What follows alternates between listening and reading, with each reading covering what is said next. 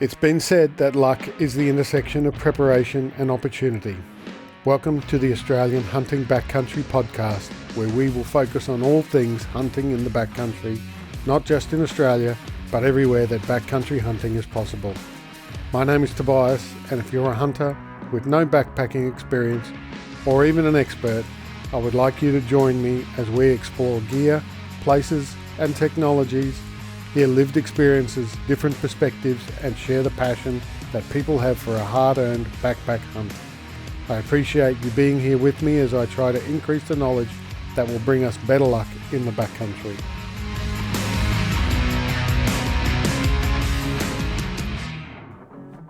Welcome to this episode of the Australian Hunting Backcountry podcast, and today I'm very happy to be joined by Neil Sutherland from Tightlines NZ and Thane Young, who most people would probably know more as Rogee Productions on YouTube. Thane and Neil, welcome. Thanks for coming. Yeah, thanks very much, Tobias. Cheers. Cheers, Tobias. Yeah. Neil, just give us a quick background about yourself and what you're doing and what you're here for. Right, sure, Tobias. Tightlines, who I work for in New Zealand, is a family company. Been around almost 40 years now. In fact, next year is our 40th. Will be our 40th anniversary. And we run a number of brands that we also run in Australia. We have an associate company in Melbourne called OSA, which stands for Outdoor Survival Australia. And we run in the two companies Tatonka, along with their tactical military side, which is called Tasmanian Tiger. We also do Hydrapak hydration. So that's mainly soft bottles, including, and also bladders, well. And also Mac in a Sack, which is a small package that contains a raincoat and also rain pants if you need them. We also do Nikwax, which is a market leader for aftercare products. So when your waterproofing or your water repellency, to be more correct, is wearing off your rainwear, you need to replace it. And Nikwax, which has a very good patented product, is the best thing for it. The last one really that we do is an accessory range called Coglins that comes from Canada. It's quite noticeable in outdoor shops in New Zealand. It's all got green packaging. Probably not as big in Australia. There are some Australian brands that sort of are winning in that at this point, but we're hoping to turn that one around. Mm-hmm. Yeah, so I've been working for Tightlines for about 13 years. I'm not really a hunter, I'd have to say at the outset. I'm more of an observer. I tramp and I ski, my main passions. So I get an overseas trips every now and again, which is good, both from a holiday point of view and both with the company to go to trade shows to spot the latest gear. Yeah. That's probably about a fair summary there, Tobias. Yeah, rightio. So 13 years with them, you said? Yeah. Yeah. How did that start for you? Well, I used to actually be a retailer before that. So we owned our own business for 20 years prior to that. Which was mainly to do with tramping, camping, and skiing,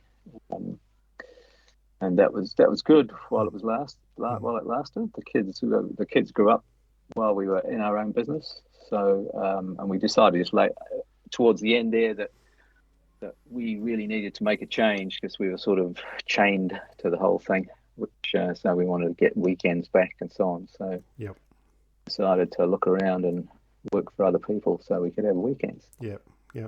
There's a very big compromise with running your own business, isn't there, in terms of your time and your freedom and the input for the business.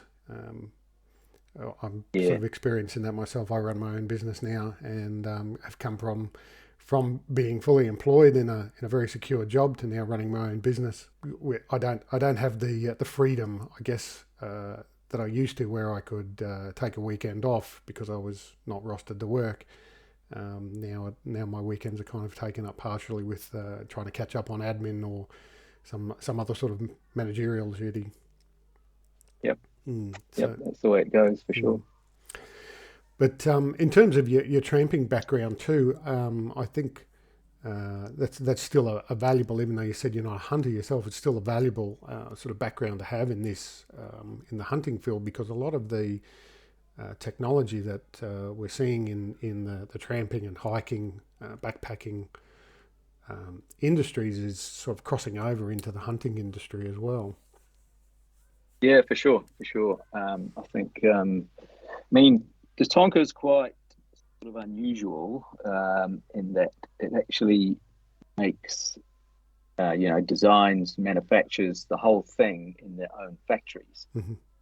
If you just about think of any other brand of backpack out there, you'll usually find it is just a brand with a design office and a few marketing guys, sort of thing. Yep. And then they sub that out to factories mainly in China or other parts of Asia. Yeah. So Tatonka, been there. So they, I mean, in the beginning, Tatonka, before Tatonka started, they were actually it was owned by a German family whose surname is Scheschinger, and it's now the second generation who's in control of the business. But originally, it was a manufacturer that made backpacks for JanSport, which was a reasonably big American brand, but which has actually faded lately. But originally, going back, JanSport got sold by Jan and her husband, as it were, to a private equity company who decided that they wanted a cheaper manufacturer than the Scheschinger family. So, their factory is in Vietnam, still there. So they've actually been in Vietnam since 1989. So they were actually one of the first foreign investments, after the end of the Vietnam War, because in the sort of late 80s, Vietnam started to sort of turn around a bit and decide that really getting involved with the rest of the world was probably a good way to go. So foreign investment started to flow in. So when that relationship ended with JanSport, they looked around and decided they would start their own brand. And so that's where Tatonka started. And then that was about the mid-90s. And then in 1999, they decided to launch a separate brand for military and tactical, which was Tasmanian Tiger. And actually, the interesting thing is it's Tasmanian Tiger globally that's the bigger brand. It's about 60% bigger than Tatonka is globally. That's largely because there's always a war on somewhere. The last couple of years have been really good, because I'm sure there's quite a bit of gear going into the Ukraine side of things. So they've had some big years in the last couple. So flying, so it has the tagline, the gear the professionals use, and it's really sort of been making good headway in the last 2 years in particular. Also because they have a good USA agent as well. He's going well. Yeah, right here. Thane. Yeah, okay. So I have a normal day job. The YouTubing thing is a sideline gig. I'm a regional manager for one of the largest civil companies here in Australia and New Zealand. I've been obviously a hunter all my life. I grew up in a family of hunters back in the days of they used to have deer culling back in the days here. So my dad was a deer culler, and sort of like most of us sitting here would be our dads are our idols, so we only follow in their footsteps. So having that strong sort of hunting background wasn't too long as a young fella. Wanted to join the military as well, so got into the military and did all those exciting things. Exited the military while still hunting, and then obviously this whole grand thing about YouTube sort of popped up out of nowhere about filming yourself. And I'd filmed a lot of hunts over the years, and I was that guy to invite you around to my house and show you all my boring hunting videos. And I found that fabulous forum called YouTube where I could share it with everybody and they couldn't say a word. Yep. So that pretty much kick-started me into, I guess, the fame and stardom and being noticed. And then obviously with YouTube comes the potential for being a brand ambassador, being an influencer and all that sort of stuff. And I was lucky enough to be touch base with Tightlines some 3 odd years ago, and was invited into the fold to be part of their team and be a brand ambassador. And ever since then, we've had a pretty strong relationship. It's one of those to and fro relationships where I'm given gear, I have access to gear, all that Tightlines have, to field test, promote, do reviews on, and importantly, Neil will talk to you about the journey we've had, particularly in that R&D space with one of the packs we've just recently launched. So that's pretty much me, mate. That's how I'm sitting here having this podcast with you. Yep. Keen to sort of support at the brand Tatonka. I've had a lot to do with it, and sort of how Neil and I have worked together doing the R&D on the latest modulus pack. So that's pretty much me, buddy. Yeah. And you didn't get an invite to the Deer Expo over in Victoria back in May. You need to talk to Neil and Leanne McLeod and Nikki about that. They've given me an invite to the Seeker show. I'm officially there this year. Right. So, but yeah, mate, you keep this podcast up, and I might get an invite for next year. Yeah, I'm sure it's looking good, actually. Yeah. Apparently, there was a lot of questions asked about me when I was over there because I had a big video of me over there launching the modulus pack. So yeah, we ran those videos on a loop. So no, it's good. You had quite a good big display over there at the show, Neil. All the packs up on the wall and Yep. Yeah. Yeah, it was actually quite interesting, sort of getting feedback, because probably about 3 or 4 times a year I do, sort of cameo retail appearances, if you like that. And it's always good talking to the end users, because you talk to your retailers a lot and they tell you various things. And it's good to just have that balanced out by talking to end user consumers, for sure. You get a much better picture. And also sometimes the odd retailer gives you a bit of a bum steer. So it's good to just work out what really is required for our range. Yeah. I think one of the big things that the shifts that I've seen in the hunting gear industry is the companies taking on the feedback from and actually putting the product with hunters that actually use it, like yourself, Thane, and then taking that feedback and modifying and so forth, instead of just giving people a product and saying, this is what we're producing, here it is, suck it and love it or don't, we don't care.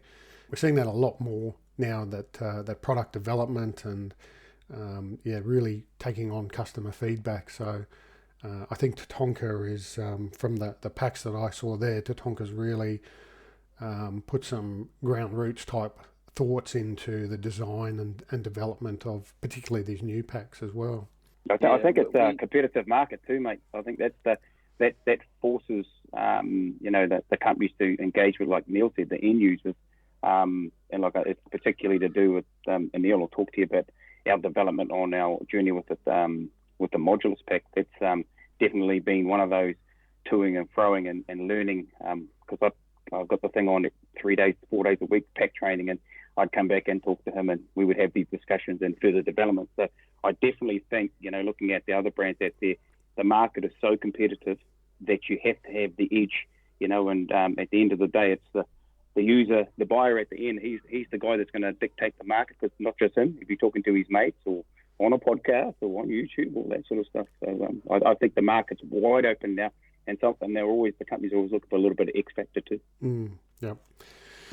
And we're very much in this field led by the social media side of things too. And, we all have our favourite hunters on YouTube and Instagram and so forth. And everybody loves seeing pictures of the hunters with their gear and doing gear dumps. And they've become very popular videos as well. And I'm a bit of a gear nerd too, so I certainly enjoy them. So, yeah, it's one of those things that you need to kind of be led by the reviews and have your influencers, in air quotes, sort of direct you towards those products. Like you said, because the market is flooded out there. There's so many choices, and you'll never know. Packs are like boots. You know, you can put them on in the showroom. You can walk around with them. You know, with a sandbag in it and so forth, and they feel great when you're on the level carpeted showroom floor. But get them out into the backcountry, put the weight on them, start side hilling, uneven ground, you know, all the rest of it. That's when you work out whether you like it or not. So I think, from that point of view, Thane, like you say, you know, you're out there constantly posting the work that you're doing with the packs. So that certainly gives a credibility towards anybody, towards the packs and their usefulness, and influence anybody thinking about buying one. Yeah, I think you're right, Tobias. There's probably a little add-on to that is that once the pack leaves the shop, you know, the work begins in terms of how you then customize it to your style of hunting, to your build, your frame, your expected sort of terrain you're going to be in.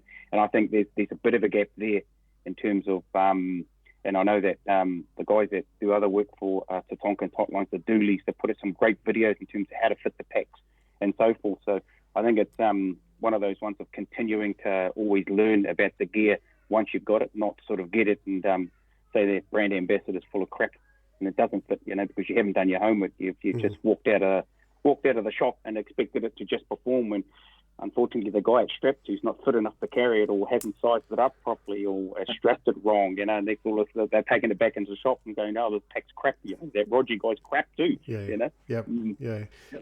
And I've seen that on a few videos where you can clearly see the person wearing the pack, and not just Tatonka, but any other pack as well, clearly hasn't fitted it properly, you know, just the telltale signs straight away that guy has not done his homework on that pack.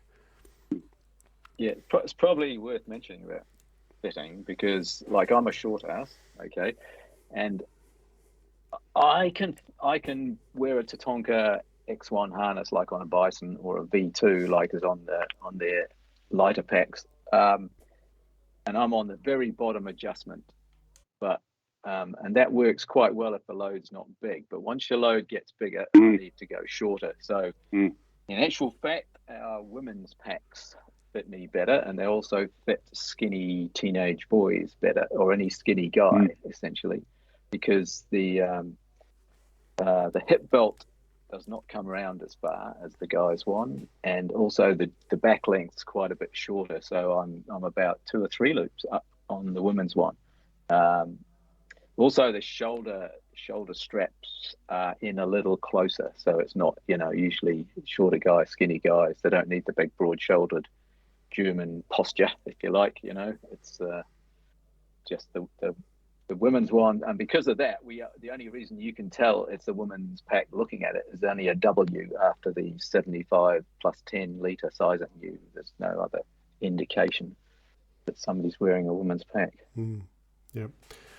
Well, that's a good segue into the part of the pack that I was going to discuss that I noticed with the Tatonka packs is their adjustability.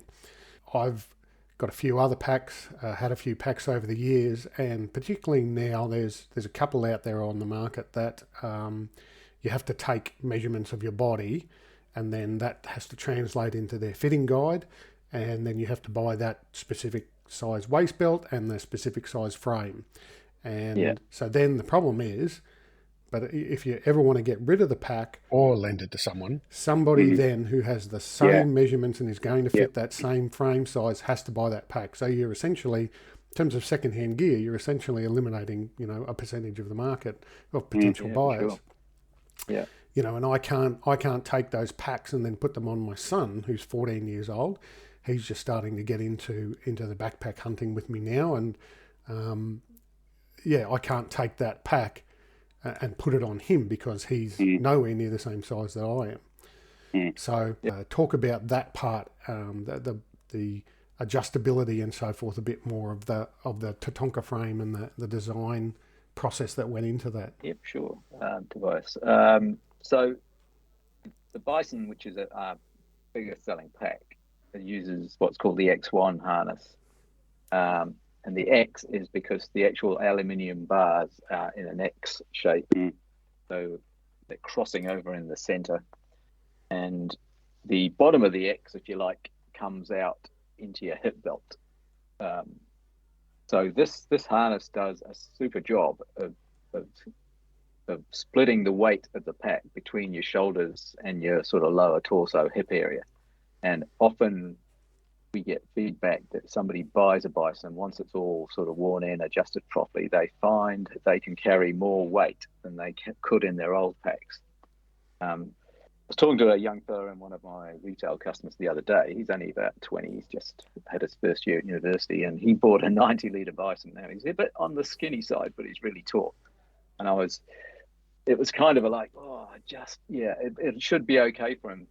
He'll certainly grow into it as he gets older. But yeah, it was good to see he could carry happily 45, 50 kilos in it. And he didn't, he thought it was great, and that's the key thing. I mean, when somebody buys a pack, they want to think about how much weight they are going to carry, and they want to be able to carry that weight with the least fatigue possible. And that's where they'll enjoy their hunting most. I mean, there's a bit of a thing going on about lightweight at the moment, which to me is entirely secondary. It's really, you've got to be able to carry the weight that you intend to shoot, full stop. And you want the pack to make it home without shitting itself, essentially. Yep. I'm a big believer in buying a bigger pack and then being able to compress it down to the size to use it. So I've come full circle. Years ago, I had a smaller pack. It was about a 45-litre, 50-litre pack. And I thought, the theory being that the less space you have, the less temptation there is to just throw stuff in. But really that comes down to discipline and just really dialing in your gear list and learning the trade-off is going to be more pain. The more weight, the more pain you have. And sometimes you'll have and Thane, you'll probably definitely agree with me here, sometimes you have things that are bulky, but they're not actually heavy. So for a winter hunt, you might have a lot of down layers and so forth that just physically can't compress down anymore.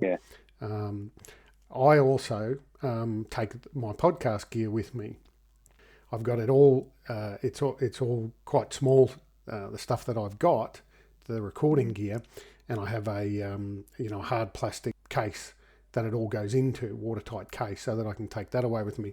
But that still takes up, this much room in the pack. So that's part of my reasoning for going that size of pack.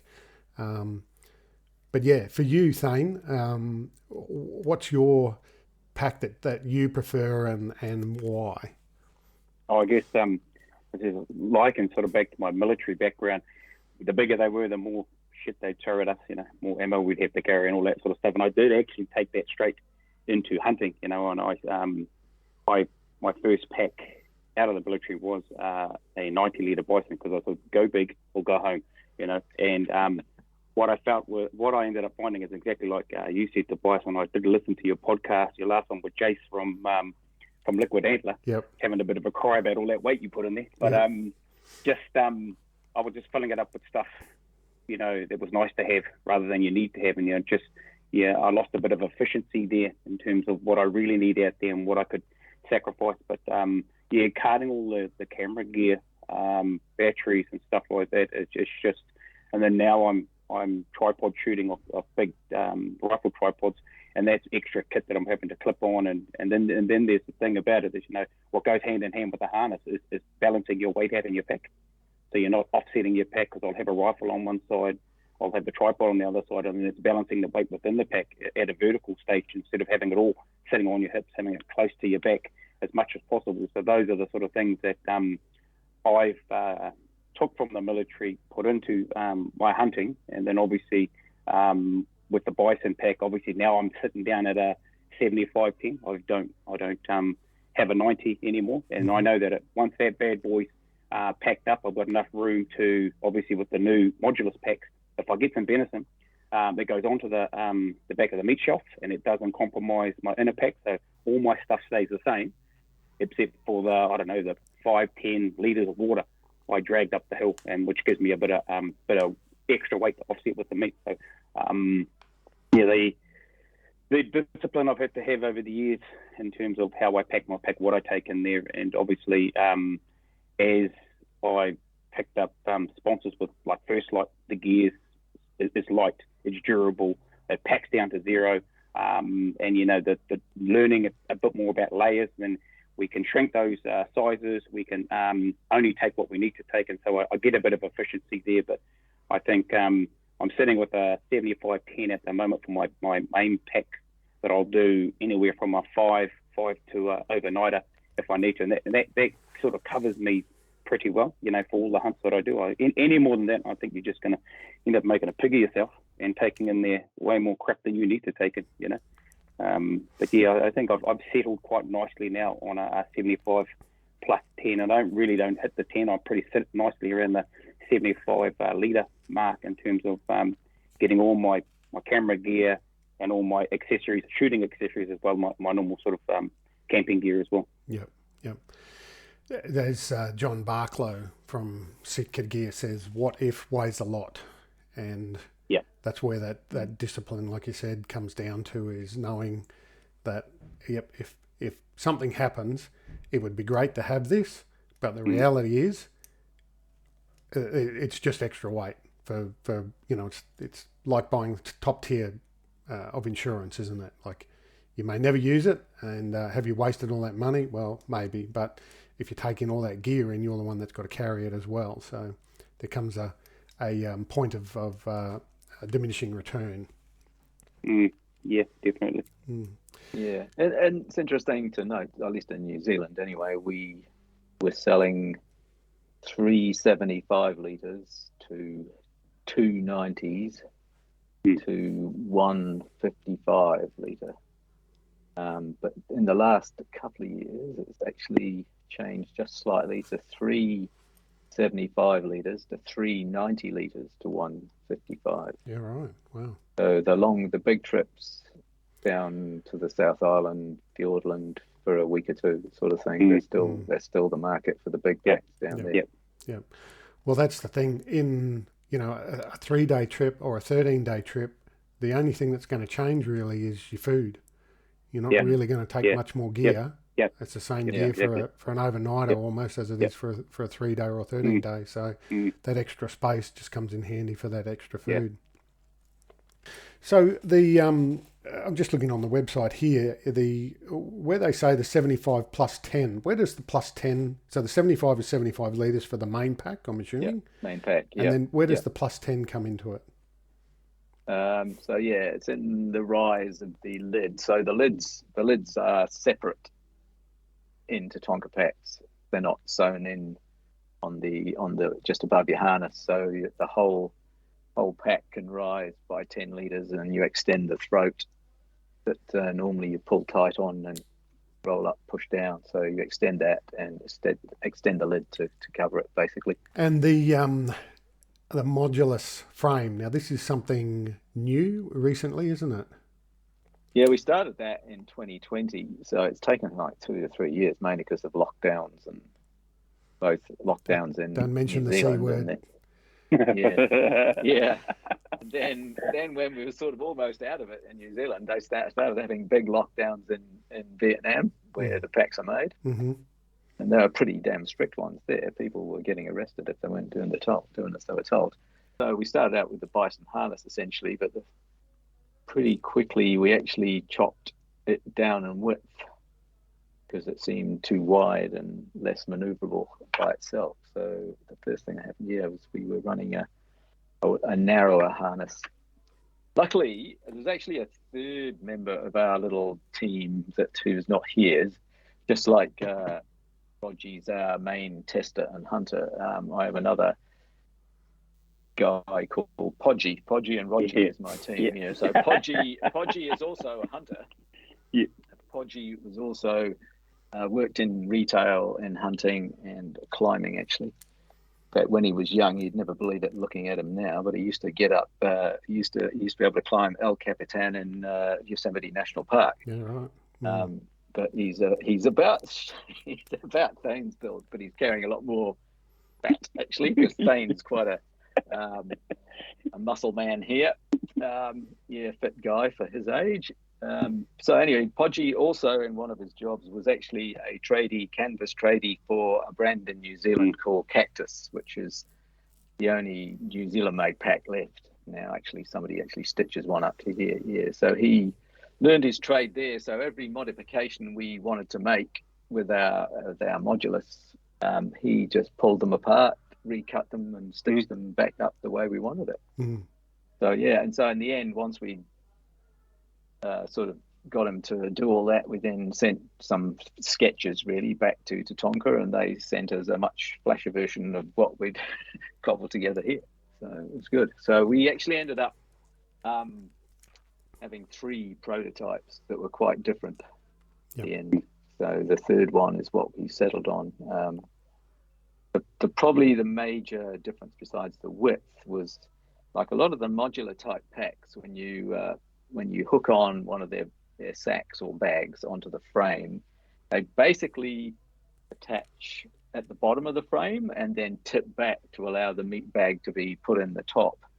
And we find that's still okay with a small, like 30-litre pack over the top. But if you're trying to strap on a 55 or a 75 that's reasonably well loaded on over the top of the meat, and if it's just hinged at the bottom and has to drop back away from your shoulders, you actually find your whole posture and balance is just not a winning combination. So we ended up with the third prototype actually attaching at the top of the pack behind the shoulders and letting the bottom splay away to let the meat bag in between the pack and the frame. Yeah. Gravity always wins the fight, doesn't it? Yeah, it does. So in terms of a balanced load, it's your posture's better, you're upright, you will carry with a lot less fatigue, basically. Yeah. So Thane, for you, a lot of the hunting you do is the that we see on YouTube anyway, is the red deer hunts, sniping from a position and then going and doing a meat recovery. So you're able to actually pull the pack off and just take the necessities, go over, recover the meat on the frame, bring it back. Just talk us through your sort of process about that then, using the pack. When I was first brought into the project with Neil, and they were sort of at that stage where we were starting to get out and test drive these prototypes, I guess then it was a given that the ability to sit on a blind, like you said, and then to leave your gear behind and then just whip across with the frame, that suited absolutely 100% my style of hunting. And as we sort of did our R&D together, I'd say, oh, this didn't work or that didn't work, and then but fundamentally, when we got the frame down to narrowed, and it was just about being able to, because of the modularity, being able to add pouches so you could take your knife over, your little saws and stuff like that, and your meat sacks and so forth. So it's what we have now, so it's definitely 100%. It doesn't need to change for my style of hunting, and I guess that's the thing about when I talk about the modulus to other guys, is telling them that it needs to suit your style of hunting. It's like Neil's talked about down the South Island, the boys are still humping on the big 90 bisons because you don't need to separate the pack away from the frame itself. But that was just a godsend to be able to get the frame, zip over there, go get the meat, put them in bags, and then sort of spread it out on the back of the meat shelf, and then just come straight back. And if you've seen a number of my videos, I just come straight back, don't fart us around, hook the bad boy, hook the rest of the pack on, and just go. You know, and that way, particularly with cleaning, you don't contaminate the rest of your gear as well. But you do get a bit of leakage on the bottom, but that's easier to clean the frame than it is to clean the rest of the pack out. So yeah, it's I've made a few modifications, adding a few pouches just to try and carry, put my knives somewhere else. But generally, I've landed on what I have now. Is it suits that sort of shoot from a fixed position and then deploy over as light as possible, just to grab your kit, grab the deer, bone it all out. I have been lazy a few times, mate, and try to just take it out with all the bones in, and I've regretted that big time when I've got back, and then my ass has been hanging out as I've been trying to crawl back up the hill with the rest of my gear on. So sometimes you need to learn the odd lesson, mate, to make you reflect on and be a bit more disciplined. But I just, if I'm being honest, all the rest of my bisons that I've had in the past, they are sitting on the shelf collecting dust. I recently did a 4 or 5 day trip down to the South Island, took the modulus down there. I wasn't going to, I was going to take the big pack down there, but Neil kind of said, it'd be good for you to take it down there. So I took it down and I didn't regret it. I was able to sort of shoot from the valleys at sort of extreme angles and then zip up there with the frame on, get the meat and the capes and the horns and whatnot, and come skittling back down. Same sort of principle, but I couldn't have thought of a better pack that suits my style of hunting. And probably, I guess another thing, I hunted with a good friend of mine who's got a competitor's pack, and we were really keen to see how they exactly the same thing, independent frame, same sort of thing you were talking about. Buy this, slot this over here, and he had 2 big carbon fiber aerials that stick up the top, and we shot a deer together and we went to recover, and he was so nervous about ripping and wrecking his pack. And then once we loaded it up, the difference in terms of the way the pack fitted and sat on the back of the frame was completely different with modulus. It was sturdy because we could strap it right in. It was a good tidy load. You had no sort of horizontal shift in the pack. You get that bit of a wobble on when the pack's not quite balanced.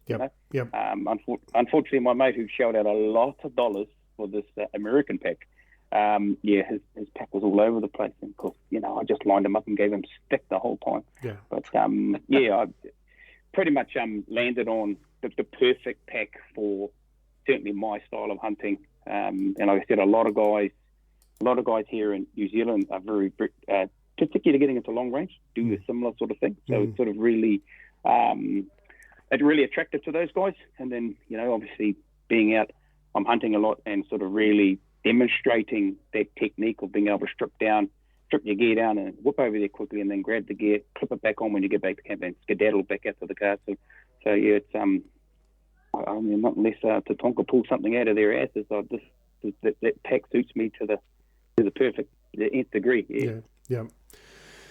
The American hunting scene is somewhat different to ours in the terms of they have to do meat recovery. They're compelled by law to do the meat recovery. So you'll see a lot of the videos, they'll be doing multiple sort of trips. And I mean, an elk is a much larger animal than the red deer and even our sambar deer as well.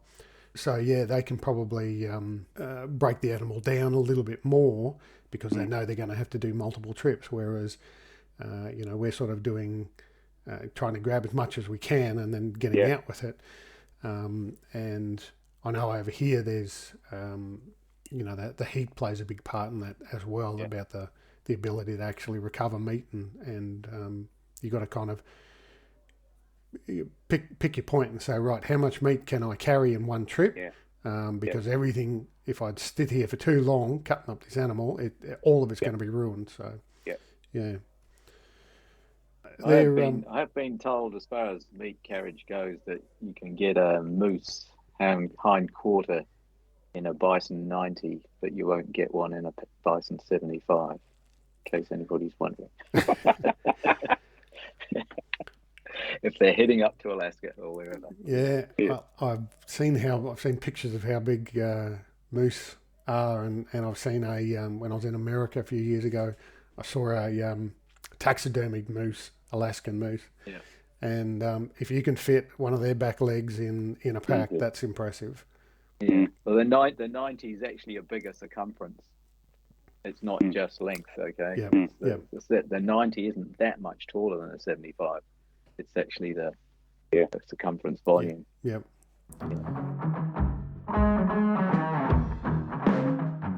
On this episode of Friends of the Podcast, I'm joined by Eric Atkinson from On Track Meals and On Track Expeditions. Eric, On Track Meals, gourmet meals for the outdoors is part of your advertising. Give us a rundown here on what we're actually looking at in terms of the food and the products. On Track Meals, we're definitely a gourmet meals for the outdoors. So it's designed by end users for the end users. Our whole company's either on ex-military, emergency services, On Track Expeditions is a trekking company from Kokoda, so we're a full wet meal, which means that you don't need to add water. You can eat as is. You can heat up in boiling water, or you can just put in the engine bay of your truck and heat it up as is. You can have flameless heater bags. You can eat it whatever way. You don't need water, and that's the great thing. So they're great for hikers going from A to B, because if you don't have a water source, you know that you can still eat itself. The main thing we're designed for is the outdoors itself, but it doesn't have to be just trekking. It can be four-wheel driving. It can be for emergencies, if it's part of your bushfire preparedness kits, for your storm-ready kits, even just to be at home in your pantry filler itself. If you don't want to cook one night, you can have this in your pantry itself. So it's very versatile in what we do, and what we offer is 14 meals in our range. So we've got 3 vegan and 3 vegan meals within that. We've got a steak, slow cooked steak. We've got a pumpkin and potato mash, so you don't have to add water to our pumpkin and potato mash. All day breakfast, which is definitely up there with one of my favorites. Proper mushrooms, potato, chorizo, bacon. And we also have 2 dessert options, which is your coconut rice pudding, which is a vegan option for anyone that's vegan out there. And we've got our coffee infused rice pudding, which is definitely, I love it because you can either use it as a dessert or in the morning as a bit of a brekkie option to kickstart your trek or whatever you're doing throughout the day. We've got 2 summit bars in our range, which we're going to expand to, and they're gluten-free options. So we've got choc cherry, and then we've got an apricot bar, which is also vegan itself. So yeah, we definitely have a big range within On Track Meals, and we're always looking for further feedback, because how we've developed our meals is through our end users itself. So I think that's a really important point that you raised, in that these meals were designed by you guys to use on your expeditions. Yep. So you're not just producing food that is untested and is something that you wouldn't generally eat yourselves. No, that's the main thing. We're not about minimum standards at On Track Meals. We want to produce gourmet meals at a good price point. So, within the last couple of years, we've really looked at the products, at what we put in, to also enhance Australian capability. So look at those local resources we have within the Southeast Queensland pocket, but also Australia itself. And as we've expanded, we've tried to help other businesses expand with us. So. And the meals you've developed, you're trying to address as many of the allergies as you can, in particular gluten, and like you said, you're offering vegan alternatives too. So all of that information, and from what you told me before too, your facilities are even set up to have a complete separation between the preparation areas to try and prevent that crossover of allergens. Yeah, that's a really important thing for us, to make sure that having a look at the demographics of the culture that we have itself. And so we offer gluten-free options. Vegan options is definitely one of those things, and also halal suitable itself. We make sure that our industrial kitchen allows us to provide meals that suit different allergens itself. So if you're gluten-free, that we can provide gluten-free options. Also, some of our meals are nut allergies itself and things like that. And the great thing about On Track Meals too, if you're never too sure, check our website at www.ontrackmeals.com. Or just send us an email through the Contact Us slip, and we'll guide you through those nutritional requirements you might have, or your team. And in terms of longevity, how long can somebody expect one of these meals to last? Yeah, so we've got 3 years after production date, best consumed. So what that means is we've had meals, and we tried this in the last couple of months, where we've had from production to where one of our staff has eaten it was 6 years, and it was okay, it was good. But the great thing is you can have it in your emergency bag, your bug out bag, whatever it is, or in your pantry. And even if it's after the best consumed within 3 years date, you can still have it. It just might mean that a slight degradation in some of the sensory, so your taste, smell, things like that. But if it's emergency situations, or even if it's not, you can still eat it. And that's the great thing about the retool technology we use at On Track Meals.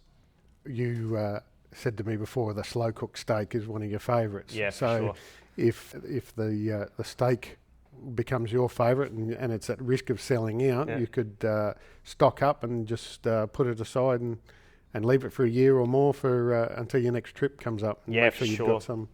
Yeah, that's it. Like most of if you buy off our store, even our retail, one of the main things that we try to do, as much as we do, we want to give people as much shelf life as possible. So we're not a company that will sell to retailers or to our online store with 6 months before the manufactured of about 3 years. We want to try to give people out there as much shelf life as possible. Yeah. All right. So anyone interested in trying the On Track meals, where's the best place to get them from? So you can either get it from our web store, which is www.ontrackmeals.com, or we're in about 150 stores Australia-wide. So check out your independent stores, but also your BCFs, your Tent World, Paddy Palins, your Wild Earths, any of those big adventure or camping stores itself. So. Yep. And are you on social media? Yes, so you can catch us at either Instagram or Facebook at On Track Meals. So. Okay, great.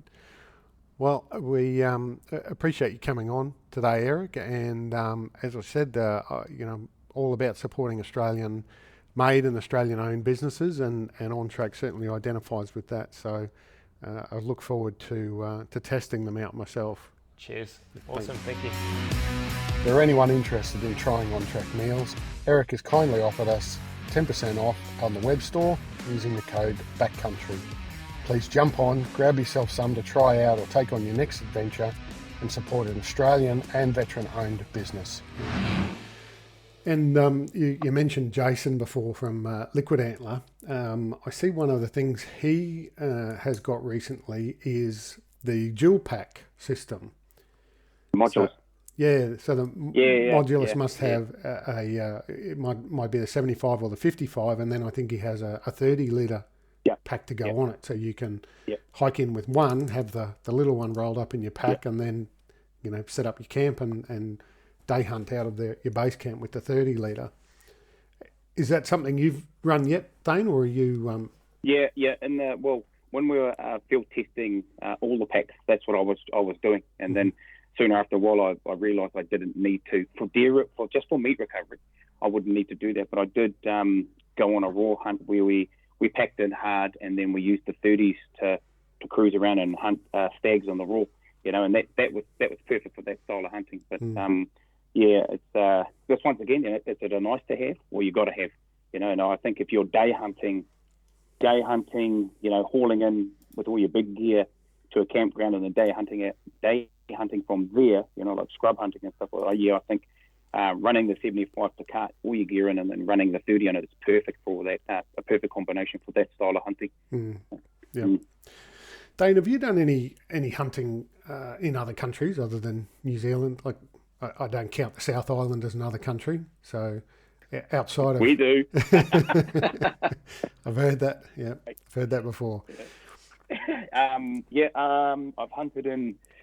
I've done some hunting with the military, if you want to call it hunting. But I've done a fair bit in the jungles of Malaysia on some combat survival stuff. But that, technically hunting monkeys and pigs and stuff like that. But I was a gamekeeper's assistant over in Scotland for about 6 months. Yeah, right. So and I'll tell you a story. Because over here. You get that basically in the dock land, in the public land, you got a firearms license, you get a free dock permit, you can go out and just kill as many deer as you want. So I still had that mentality that basically if it's running around, I can kill it. So I get over there. First job, I actually ended up looking after a flock of sheep and lambing. I've got a bit of sort of that background as well. And I was given a 22 because the rabbit problem over there is prolific. Right. And they said, we'll give you a 22 and a brick of ammo, and you just out when you're mustering and stuff like that, checking on your sheep, just plonk over the rabbits, So I went out there and I shot, I think, about 200 rabbits the first night. They renegotiated the fee after that. And then I thought, that's pretty cool. And then I think the second night I went out, come around the corner, oh, shit, that's a deer. Didn't even hesitate, mate. Up, pop, with the 20, right on the eyeball, dropped them.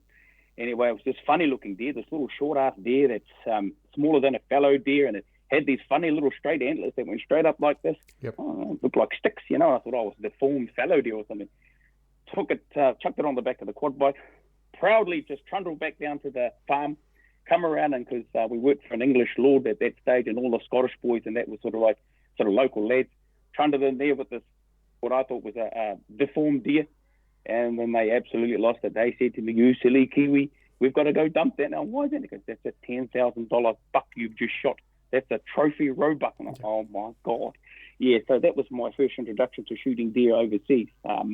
I pretty much sat with the gamekeeper after that. I wasn't allowed to shoot anything else. Only rabbits. But, I shot muntjac.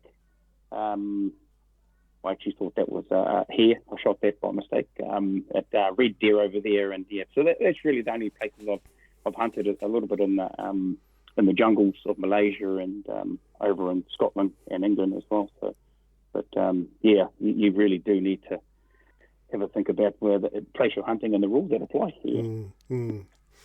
Yeah, look, we're sort of similar in Australia, and it depends on the state as well in terms of what you can hunt, what you can shoot. But essentially, all the deer over here are classed as feral animals.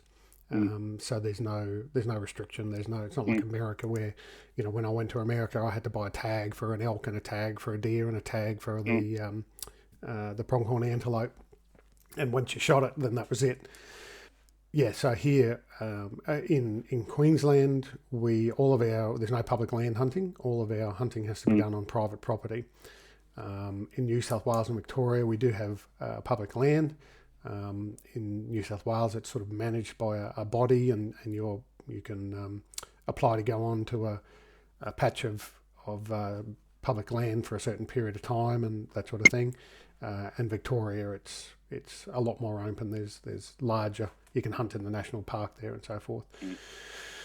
But in Queensland, it's I guess because they're all on private properties, we try and, those of us that are sort of that way inclined, we try and manage the herd a little bit, and it's not just going out and shooting whatever you see, but so giving the stags an opportunity to grow and reach some sort of trophy potential, and managing the male female version ratios and that sort of thing. So so it's interesting. New Zealand's very similar. You guys have obviously got some balloted areas, and some of the public land over there. My understanding is quite a bit of the public land, the herds are sort of managed.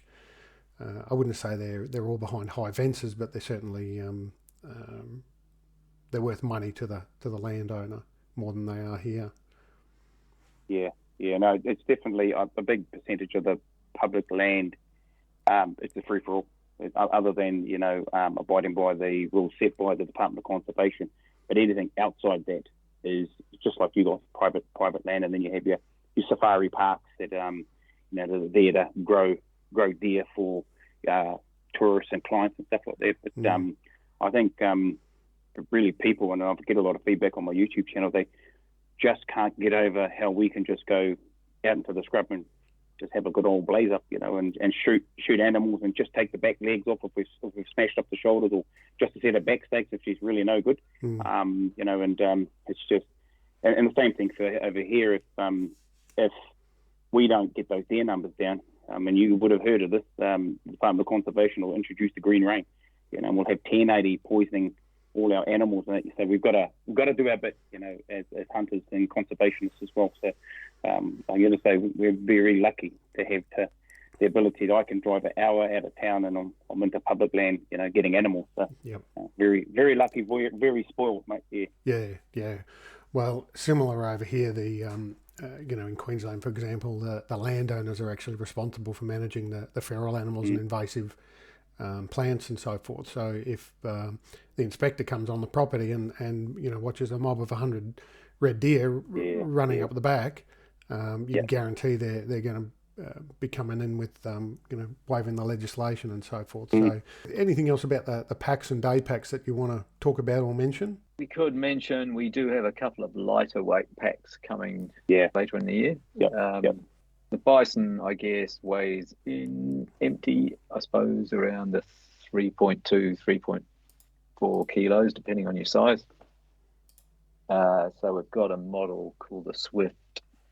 That'll be in a 60 and an 80 litre, and they'll be sort of 2.5, 2.65 kilos. They're made with the V2 harness, which is the sort of one harness down from the X1 models. But we decided to look into it when Tasmanian Tiger got an order from the German army for 30,000 80-litre packs, which have the V2 harness. So they would have had quite a good testing program for that and decided it was soldier-proof. Not a bad order to receive, is it? It was actually 60,000 packs in total. They did 30,000 30 litres as well. Right. Yeah. And I gather they just won a tender for the Swiss Army as well. So things are looking good for those guys, TT, as we like to call it in-house. So the Swift 60 and the Swift 80 have got V2 harnesses. We've kept the full front opening of the bisons because we've surveyed customers several times, thinking we could probably lighten the pack up by taking the big front zips out, but everybody likes the ability to just open up the fronts and unload really quickly. So we've left that feature in. So those should be showing up around probably by November, I think. Thane's done all the testing. He loaded up to over 40 kilos with those packs. So we are confident we'll have something that stays together in the traditional Tatonka way. Yep. I heard out straight away. First day out, I shot a stag, like a really big old stag. And I thought, how the hell am I going to fit this in here? But I got all the meat in there and the antlers on the back there, and but it did put a bit of a squeeze on the ring piece on my walk out, but she handled it. I was really worried about, it's lighter in its construction, and the V2 harness was a bit worried I wouldn't have that stability, but she handled the gentle. No sweat at all. I actually said to Neil I had to stop wearing it because I was training with it as well, putting 30 kgs in the pack, and it was so comfortable and sort of lighter to a degree than the sort of more rigid modulus. I had to take it off because I think it was making me soft. So I had to go back to the modulus. That was only the smaller one, the 60, because the 80, he actually hasn't seen the 80, actually. But got one in the garage now, if you want to come and have a look and have a ride, take it for a walk. Well, I guess the other thing, Thane, I probably should get you to talk about is from a hunter's point of view, what are the features and advantages of the actual pack itself, the layout of the zips and the lid and the internal pockets, external pockets, all of that sort of stuff. I guess I think it comes back to that age-old thing about knowing your gear and understanding your gear and equipment before you head out into the hills. And we did put a series of videos together for the modulus. I did a tips and tricks on how to adjust the load lifters and stuff like that. When your pack starts to stack up high, then you can shift the load lifters up high just with G hooks and so forth. But I guess we can put a lot of these videos out, tips and tricks in there, but it's really down to the guys to really take it on board and maybe suffer a bit out in the field to go, that's what he means. I mean, I was no better until one of the Tightlines reps, Benny Stasons, many moons ago, said, your load lifters are absolute crap, while I was in an Instagram story. And I said, what are you talking about, mate? And I had a good look at them, and they were rubbish. I had them set all wrong, and once I adjusted them, they were bang on. But I think the Modulus is sort of the perfect pack for the New Zealand weekend hunter that wants to maybe squeeze it out and do a South Island trip for 3 or 4 days. Very similar to your guys' sort of high country type hunting. Walk in, set up, and be able to sort of deploy across the, put a small pack on like Jace does, and zip across and be a bit more mobile, but yet still have the rigidity of the frame on the pack and the ability to slot that meat in there. We worked a lot about the modularity of the pack back in the day, and it's the ability, because Tatonka or Tasmanian tigers will have the ability to chuck pouches down the side, and they've just upgraded the pack straps. Neil and I have been talking about that. They've made some small alterations to the pack straps to make it far more comfortable. But I guess if you're doing sort of my style of hunting, where you plonk in, sit down, and you take a big pack in for a couple of days, and you want to detach that and then go lighter, it's just it's perfect for that style of hunting. And you don't want to, like I said, the thing is not getting all that blood and guts all over the rest of the interior of your pack. But in saying that, we did look at something for the Swift where, because you don't have that ability to separate the units, it's one whole unit, be able to compartmentalize the meat inside the pack. So we looked at putting some straps so you could hold the meat sort of in the middle of your back, not too low, so you can hold it there so that weight's easily or better distributed, so you're not sort of got it sitting too hard on your hips. But I think most guys, if they follow my videos, I mean, there's a reason I'm wearing the pack, and it's not just because I'm a brand ambassador for Tonka, but that pack is legit. It's the bee's knees. And like I said, I wear it. I'm at pack training in 3 or 4 days a week, and then I'm in the hills every week. And if it's causing me grief, mate, Neil would soon know about it. And we would get it fixed. And then that was the thing about it. Like anything I had with a pack, particularly in the R&D space, I talked to Neil and we get it sorted. But most of it was just around the modularity, being able to tweak a few things. But and I guess you've got Jace from LiquidAntler over there. He's come on board with the Tightlines team as well, doing some work with us as well. And then you've got Rob Herberts running the modulars. He's a good bugger because he'll give his pack out to anybody to take for a burn as well. So I think maybe having a catch up with those boys, talking to those guys at some stage about how it works for your guys' style of hunting. But I can only advocate for how I hunt and the guys that I hunt with. The packs, they're absolutely bang on for that style of hunting. I have seen, I think it was the Red Stag boys chuck the whole bloody pig on the meat shelf. Well, not a whole pig, but it's something like, I don't know, maybe 15 kg pig. Chucked it on the back, then hooked it back up the hills. So and we've seen some, since they launched the pack, we've seen some really pretty cool photos of the way the boys have just chock-a-blocked it up with meat and then put packs over the top. So it's I think the pack has launched really well in New Zealand, and looking forward to getting guys like Jason and Herbie and that see how they go in Australia. I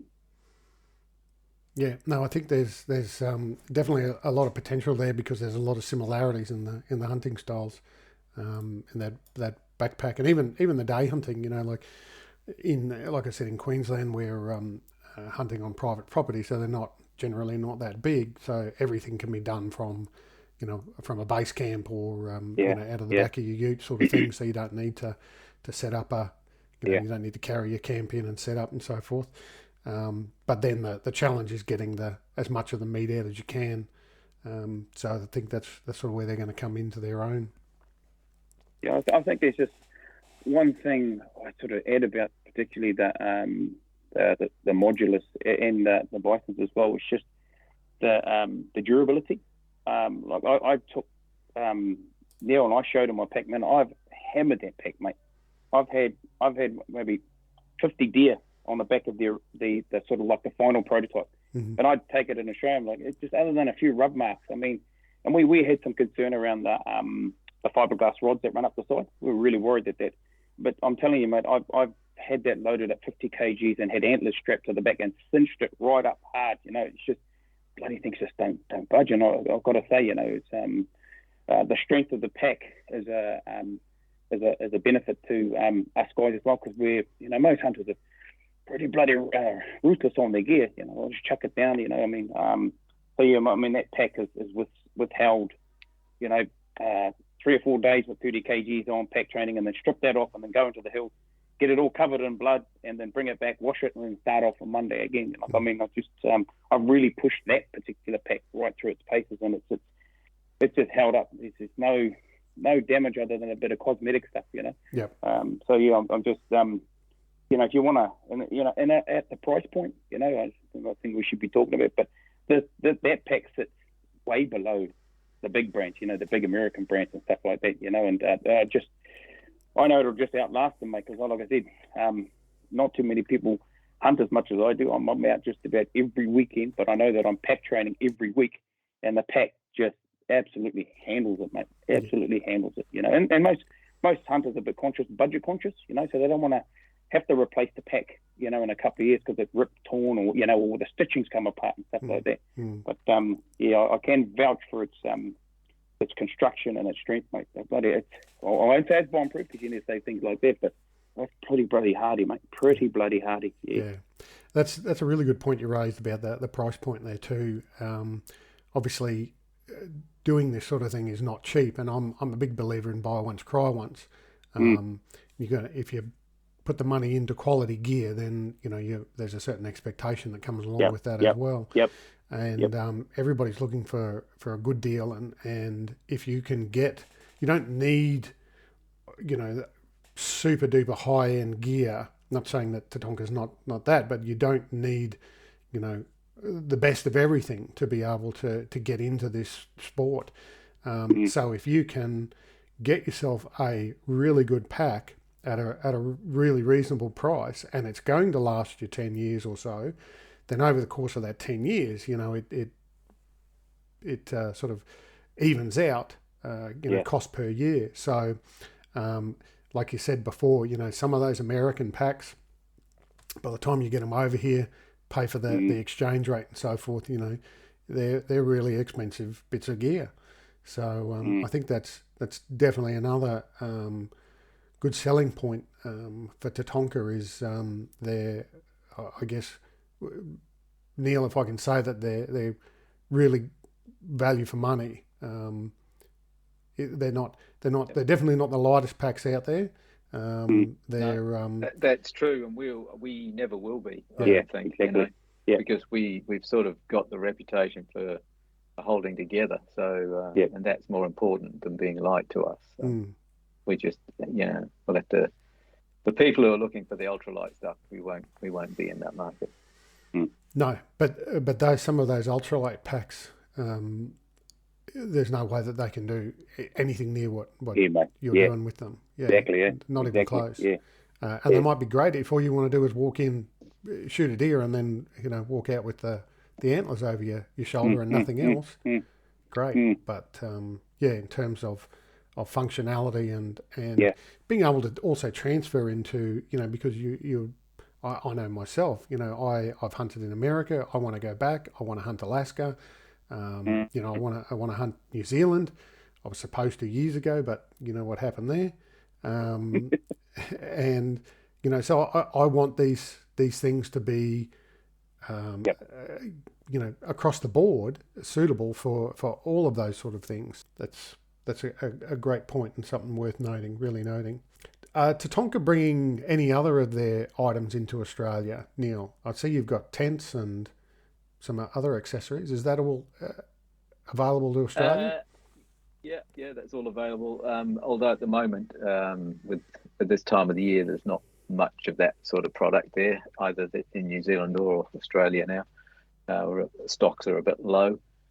But as far as Tatonka do sell a lot of luggage, and the barrel bags and that kind of which are made in 5 sizes are very popular, we find, in New Zealand. And Australia has also over the years had a good run, but it's another thing we want to try and rebuild in Australia, that particular product line.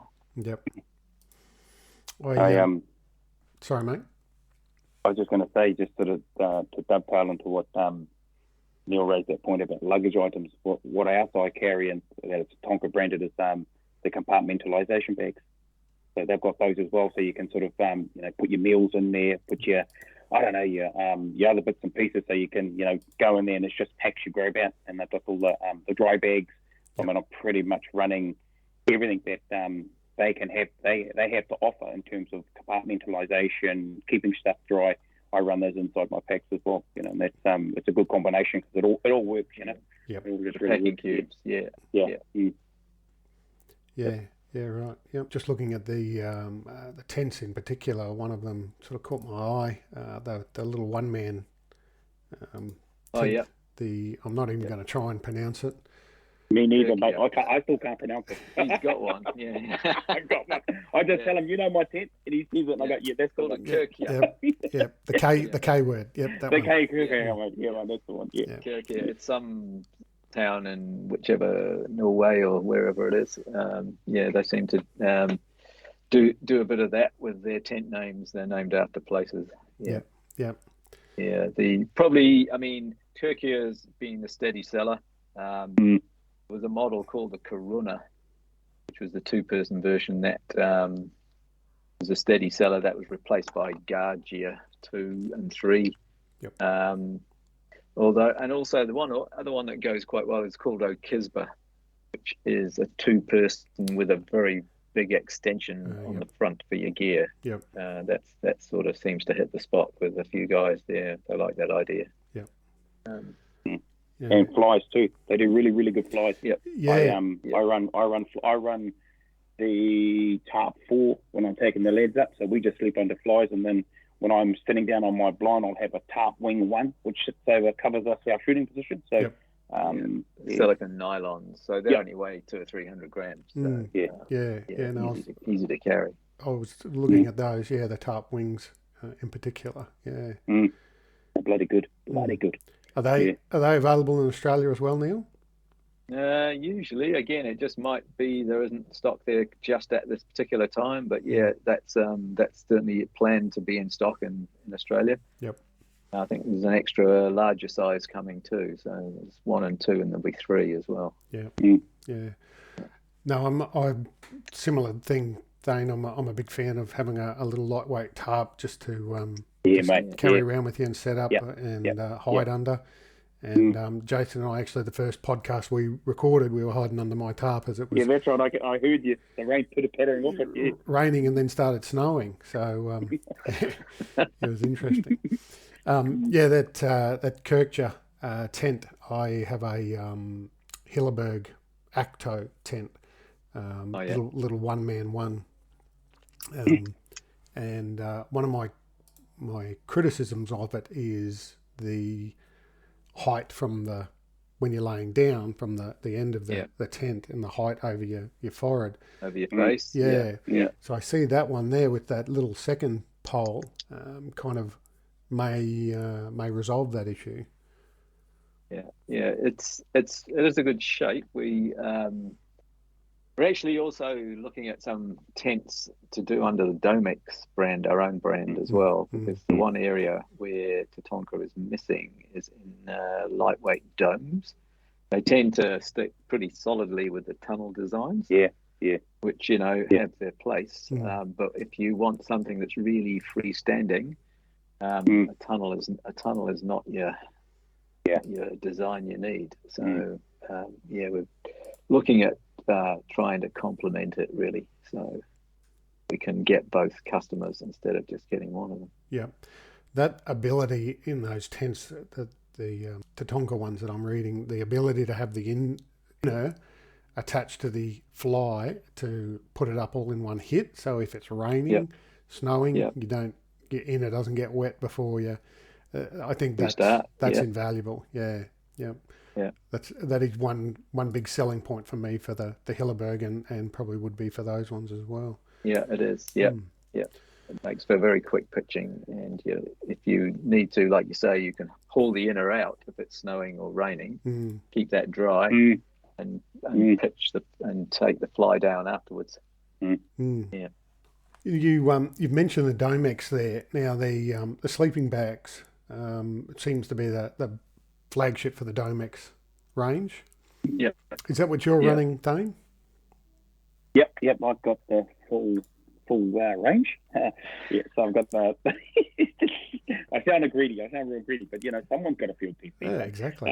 But I've got the full range for all seasons. I've got the super light, got the new Halo 2, and then I've got the Halo XT, which is their alpine bag. So and I've just pretty much used them in every environment, all the suitable seasons and so forth. But there's that crucial one where you interchange between that sort of summer, autumn, and winter, not getting caught out and running the bag that's too light. But no, I just love those bags. I mean, particularly we got a bit of condensation on us at on the South Island trip, and we just hung them out, mate. And we weren't compromised on the middle. They do have a Nick wax coating on the outside, so it waterproofs them to a degree. Yeah, so just of course I always run them with a liner as well. I don't know if you've had those horrible sticky sleeping bag situations where you've crawled into it after a hard day slog on the hills and you're still a bit wetty and sticky and all that sort of stuff, and it's not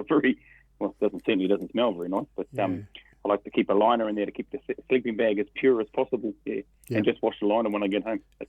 It's certainly a hell of a lot easier washing a liner than it is trying to wash a sleeping bag. So exactly. I've ruined the sleeping bag actually from washing it, so I swore I'd never do it again unless I really needed to. That was the tar trip you're referring to there. Yeah. So I had I had the gangster bag down there, the XT, but like I said, just run that plus with a liner.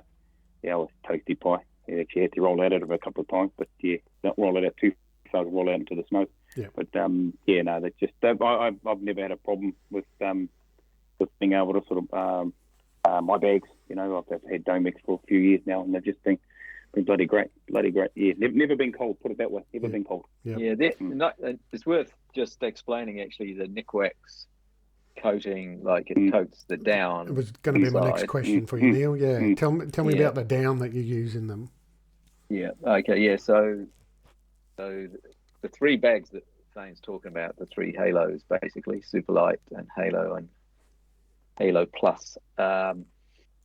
So they have 800 lock power goose down, which has then been Nick wax treated. So it used to be, if you wanted to waterproof a bag, the old way of doing it was to find a waterproof, breathable outer fabric, like sort of a Gore-Tex or Entrant or whatever, or whichever one brand name you care to name. But the basic issue was you would be going to sleep and you'd have the full loft, but you would find during the night that your body vapor wouldn't be able to travel through the fabric fast enough. Mm-hmm. So the vapor would condense a little bit and it would then get absorbed by the down inside the bag. So you'd literally wake up in the morning with half your loft gone. So it was nice and puffy when you went to sleep, but you'd wake up with less loft and probably a bit colder because of it. So the general accepted practice now is to do away with the waterproof breathable outers. The other thing that they struck as well, that because guys don't wash their bags enough, that compounds the problem.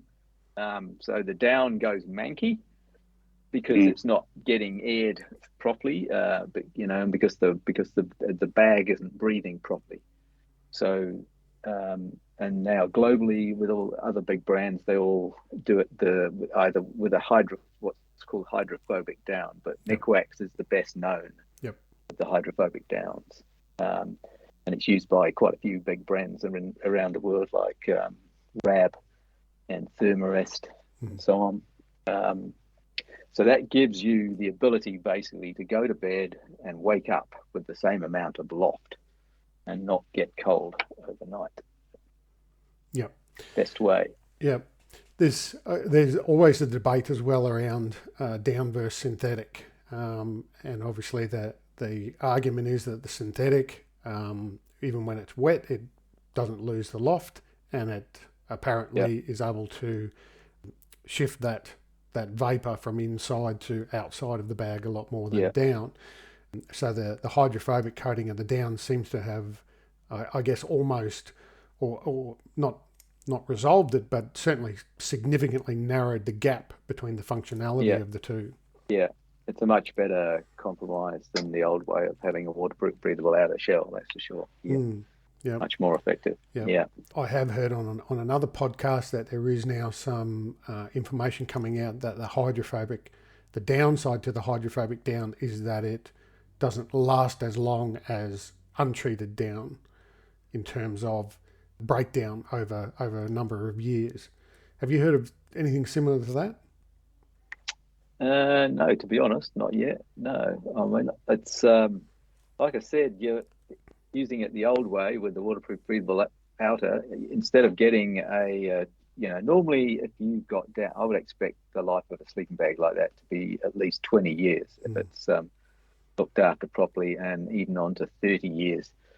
But when they started running the waterproof breathable outer shells, then probably about 10 years was about it, because not only was the down going manky, but the coatings on the inside of the outer shells were starting to go powdery and basically not be waterproof anyway, So the whole thing sort of failed. Your loft dropped because your down was manky and your outer shell deteriorated from the inside out. Yep. But I mean, neck wax at least is a water-based coating, as it were, and I would be surprised if we have any issues. I reckon we'll still be fine. I reckon with that. Yeah. They've had that unit. That I think it's, if you look on a bottle of neck wax downproof, because if you've got a bag and you haven't got hydrophobic down, you can easily do it yourself, because if you buy neck wax down wash and you sort of wash it in the bath, or hand wash it in the bath, squeeze it out, take it down to a laundrette, throw it in a machine and squeeze out as much water as you can, and then put the downproofing in, you'll actually find that you've got a pretty good hydrophobic down. On those bottles, if you look down the bottom, there's a V number, like version 11 or 12, and they've improved the amount of time the down will withstand moisture by a huge factor since it first came out. And I think there's been enough research done with by Nikwax in conjunction, I'd have to say probably mostly with RAB in the UK, that I would be really surprised if there's any issues for it down the track. But I could imagine certain types of hydrophobic down would not be as good. So, yeah. Yeah. You there, Thane? Yeah, that was a rookie move. Hit the wrong button on the mouse, mate. I was full blown telling you that it was V20.1. It's version 20. Okay. Yeah. Yeah. So what does that equate to, Neil? I can't remember the exact facts, but it's how many minutes. It includes how many minutes / hours that the down or the plume will, not absorb water, essentially. Yep. They used in the UK, they have a ad where they used to show somebody in a sleeping bag floating across a pond. Oh yeah, yep. Yeah, and it was real. Apparently, it looks totally set up and hard to believe, but I'm told it's real. So. I've seen videos of people putting the down into a bucket and then literally, and it all floats on top, and then they're literally having to push it down to try and drown it, and it just floats back up and the water kind of beads off. Yeah. Yeah. Yeah. That's kind of the quick test when somebody sends you a hydrophobic down or, down sample and says, this is our down. And because the guys who make our bags also have other hydrophobic downs, and the quick way to just check how effective it is to basically put it in a bucket of water and see if it sinks or not. Yeah. Many years ago, I had a mate who used to manufacture some of his own camping gear, and in particular, he did sleeping bags. and I had him actually make me a sleeping bag and put a Pertex liner over the foot of it, because the foot of your sleeping bag during the night would touch the inside of your tent.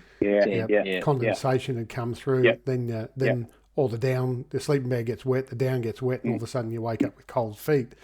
So I got him to do that for me. I've still got the bag here. It's nowhere near as effective as what it was, because this is many, many years ago when I was a young fella and apparently had disposable income that I could get custom-made sleeping bags done. But it was a good idea. So he actually that was one of the things that he used to include as an option into the sleeping bags that he made, just to avoid that problem. So nowadays products like Nick Wax have certainly removed that.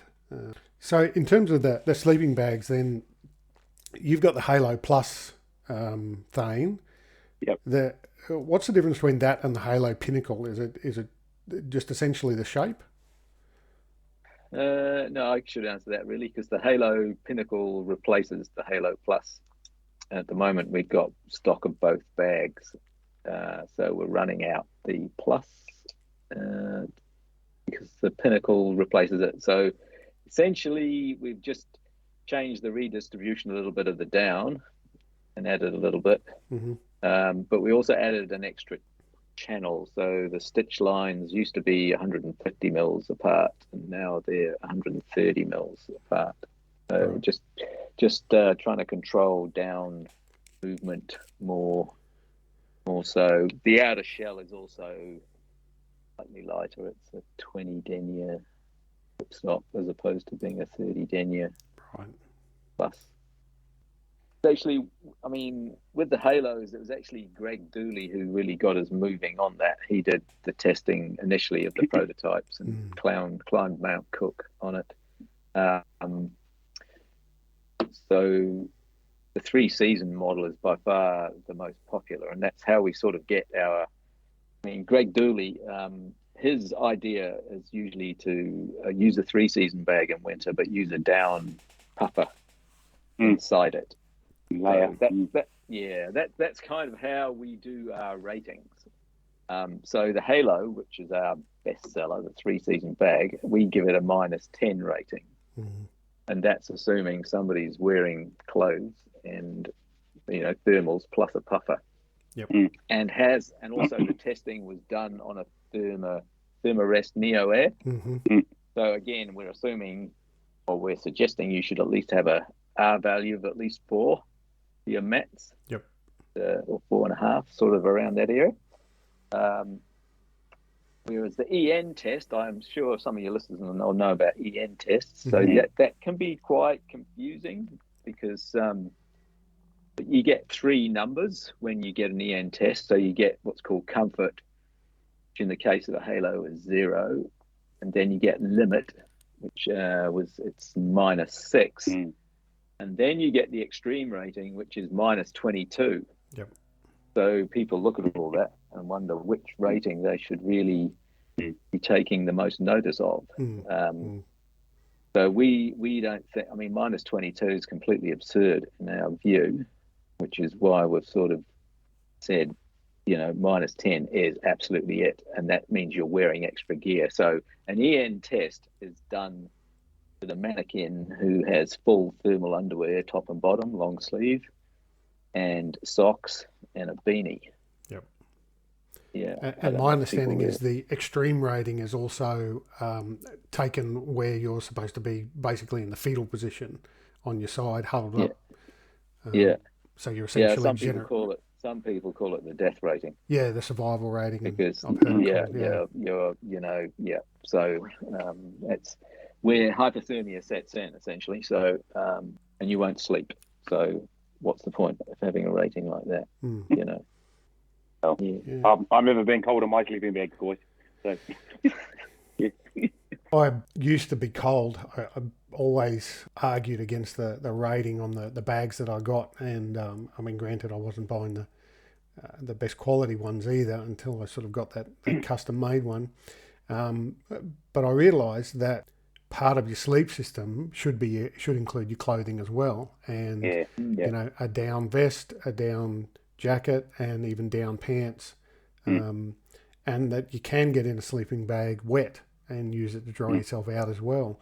I used to carry, I was in the habit of carrying a different set of clothes to sleep in, so I could get out of wet clothes, get into dry clothes and so forth. But then you've got the challenge of getting up in the morning and putting on those cold, wet clothes. Wet clothes. Yeah, which is not conducive to wanting to get out of your sleeping bag. No.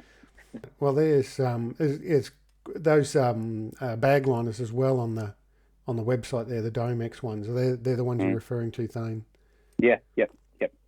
Do you find that the silk is better for warmer and the polyester is better for winter? Well, I like the polyester, mate. I don't like that slippery feeling. Yeah.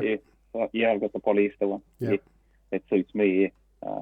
But yeah, I've used it, the silk one sort of in summer just to keep that back because it's pretty warm anyway. So, yeah. Just to sort of capture a bit of your sweat and skin oils and so forth. Yeah, might chat about the Hydrapak line now as well. Well, I've got I think 4 Hydrapak items that I didn't realise you guys actually did when I first reached out to you. I didn't realise Tatonka and Hydrapak were sort of from you guys. So I use the Hydrapak bladder for inside the pack.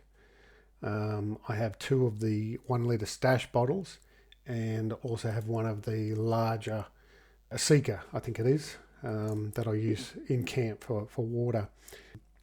I've had, Thane, you would probably sympathise with me here, but I've had bladders in the past inside your pack leak, burst, not sealed properly, just design flaws, I guess. Obviously, there's a very popular brand that I have tried a couple of theirs, and in the end, I didn't like it. It just didn't suit. It might have suited what it was designed for, and I'm going to suggest it was probably designed more for a military law enforcement application.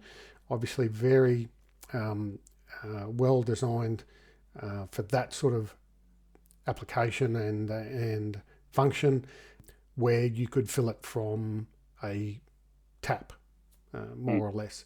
Something when you're in the backcountry and your water source is not as convenient as a tap, I found it didn't work as well, and that's why I ended up going for the Hydrapak.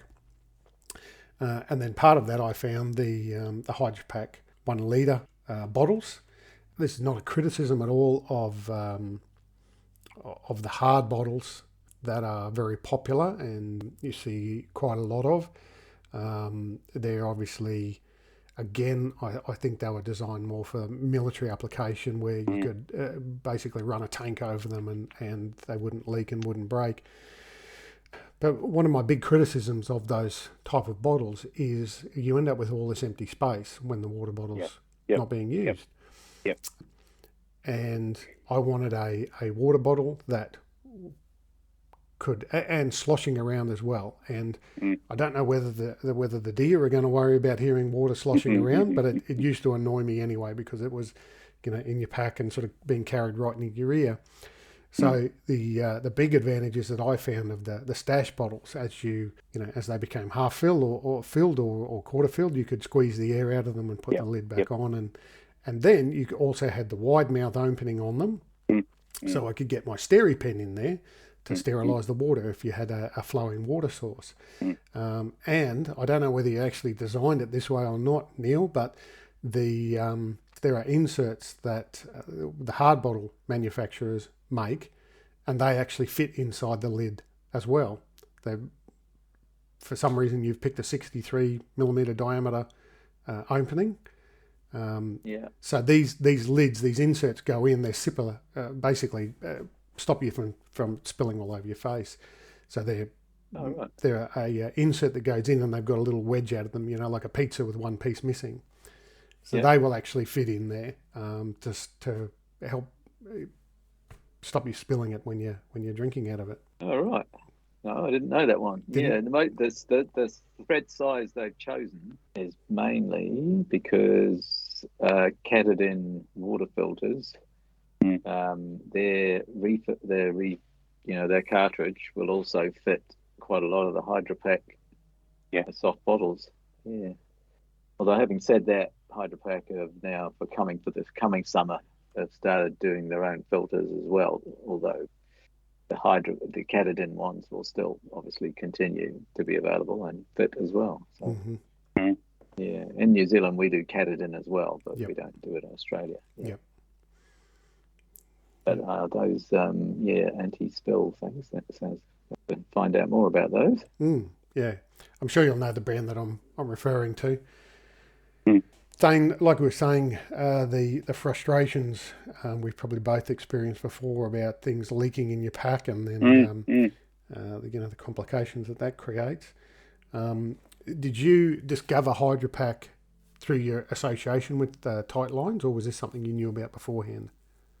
Oh, I was running those bladders we're talking about, those military bladders. I was running those back in the day, and same sort of thing. And then not really suited for kind of being able to use them as a water reservoir in terms of being able to fill the bloody thing up. So once I came on board with the Tightlines team, it was having access to all those awesome bladders, And then I've got the big 8, the big water bladders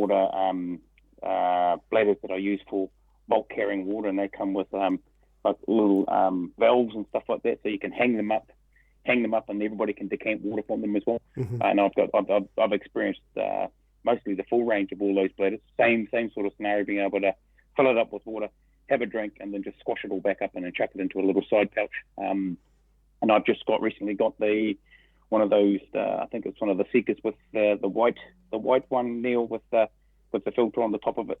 And I've used that. I've used that a few times. So I get quite a few questions when I'm filling up down in the stream. Oh, is that okay to drink it? Never ever. New Zealand water, I've never ever had a problem drinking directly out of the stream. But then it made me a bit paranoid. So I asked the thing, you have any filters, guys? So I've started using that. It happens as people get older. Yeah, mate. Yeah, we get a bit sensitive, mate. A bit susceptible. Bulletproof people, bulletproof, So, but as you get older, you start having all these second thoughts. Oh, maybe he's I can't afford to get sick. I've got too much to do at work this week. Yeah. But yeah, I mean those bladders, mate, have just in terms of efficiency, just sort of really revolutionised water carriage. The only time I've had a compromise, I was actually telling Neil about this earlier today, the only time I've had one of those bladders compromised when I dropped my ice axe through the top of it. Right on a mission too, mate. Yeah, what a bloody dipstick. Yeah.